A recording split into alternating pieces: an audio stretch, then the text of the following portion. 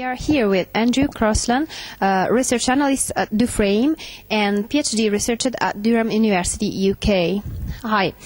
Well, the first question is, what's your job about? Okay. I work for Dufresne as a research analyst to do with their forums, and I'm here this week to assess the work they're doing.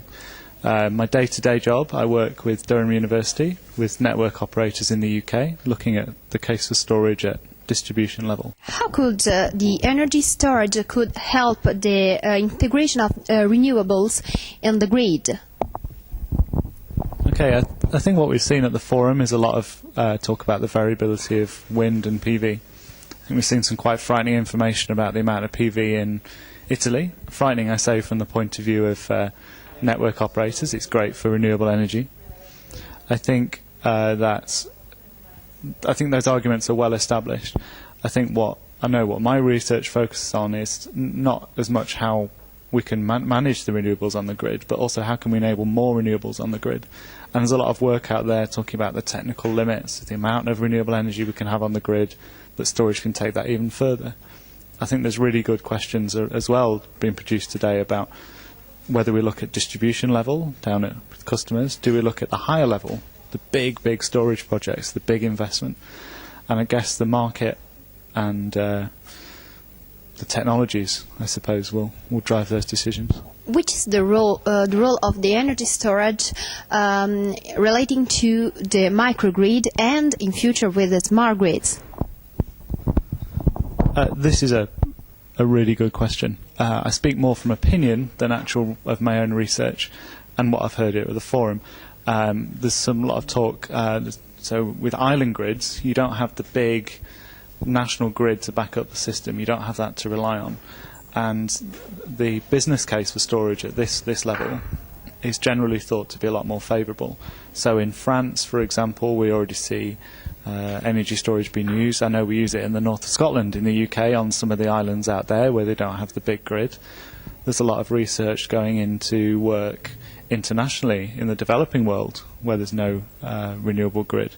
That's something which I was chatting to some of the people from America and India here today talking about that. Do you think that battery and storage system are technologies that are to be improved by TSO or by distribution? That's a fundamental, really interesting question. TSO level, they require big storage investments, pumped hydro. We're talking about digging holes in mountains or deep in caverns in the ground. We're talking about compressed air. These are big investments, billions and billions of dollars. And not very many of them are significant in terms of financial terms, but sort of maybe tens, hundreds of schemes around the world. Distribution level, you're talking about smaller systems, but still significant investments and lots of them. I think we'll probably see both start to be installed over the next few years.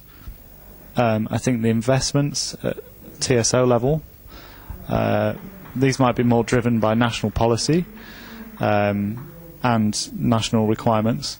I think similarly with DSOs, I think they're probably more suited to pilot projects. And so the type of funding that's out there, I know in the UK, I think we have a £500 million support over the next 5 years for innovative projects, and that steers itself more to distribution level projects. So the technologies like batteries, we can start to evaluate different types of batteries, flywheels, maybe small scale compressed air. Some people were talking about the other technologies that don't come to me immediately, but I think the point is I think we'll see both.